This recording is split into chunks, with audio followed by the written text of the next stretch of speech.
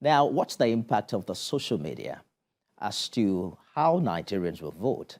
And of course, the electioneering coming up this year. Social media influence and political analyst Olusegun Dada joins me now to speak more on this. Thank you for joining us on the program. Let's solve this ongoing puzzle, Shegun, once and for all. Will social media make any difference in the voting pattern in this election? Okay, so thank you very much for having me on this program. And I'm going to say this as someone who has witnessed. This is going to be my fourth presidential campaign cycle, and looking at the evolution of social media, it's two-pronged. The effect of social media on this election, it's not going to really change the minds of people. Social media is more of a marketplace of people trying to peddle their wares, at the same time screaming at the top of their lungs, trying to out-scream one another, all of these things. I mean, to a great extent, it's more of a tool to reinforce your bubble than an opportunity to, be open-minded and learn. I think a lot of people have already made up their minds about the election. The only aspect that social media brings to this election is the aspect of information dissemination, disinformation,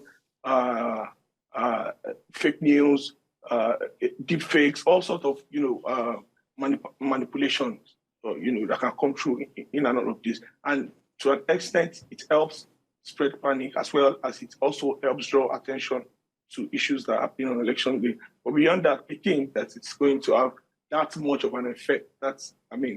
Social media per se on determining who wins this election. Look at the figures, Olusegun. 26 million Facebook users, 9 million on Instagram, 6 million on LinkedIn, and 9.5 million on Snapchat. INEC says there are some 9.5 million new registrants in this forthcoming election.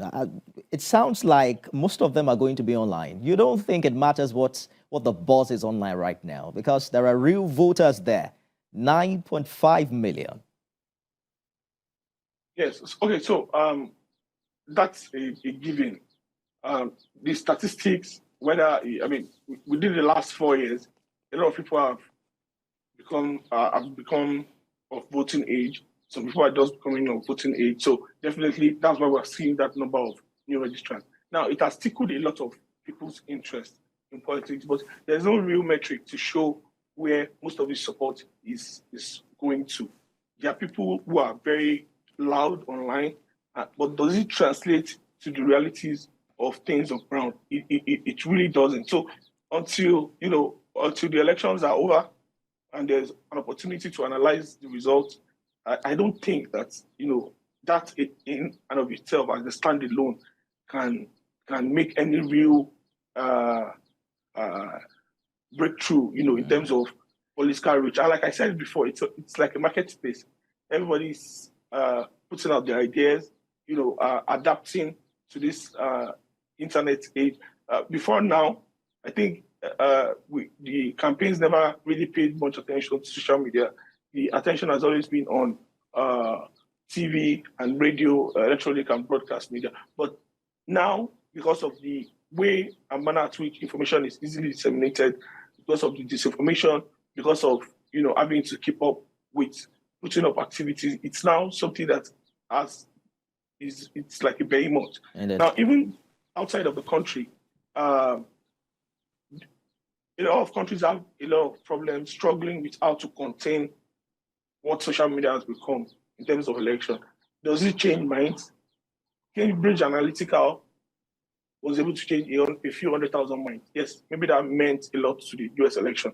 But ultimately, the person that won the election, if it was in Nigeria, would have been president, because the person won with the popular vote by over 3 million votes. And, the Trump supporters at that time were more vocal, and, the Cambridge Analytica, micro-targeting and all of that was not able to change beyond over 100,000 minds. I get so to in a real election like Nigeria, where We have to go now, but there are some who would also talk about the NSAS movement in 2020 and how we saw a direct impact of the Twitter conversation as to that particular protest. But you talked about traditional media earlier. What would you advise politicians to do? What should be the ratio of the investment between new media and traditional media, particularly for their campaigns this time? Okay, so in every election, there is, since the last 3 election cycles, there has always been something that has become a rallying cry for people, for, online savvy individuals. Now, in 2014-15, it was Occupy Nigeria. And that was over the, removal of fuel subsidy without palliatives and all of that, which, spiraled kind of into pushing out the Goodluck Jonathan regime. Now, the NSAS movement is also banked on that. But what the NSAS movement did was that it showed that because of the new large influx of people who are online and more aware, organizing becomes very easy. And people are able to organize themselves in groups, and even, without sitting down together in a place to plan, it becomes a major, problem for even law enforcement to tackle because they don't know how to go after it. Look at cyberbullying, people threatening to kill one another over the internet. Mm-hmm. Most of the law enforcement they don't know how to deal with these issues.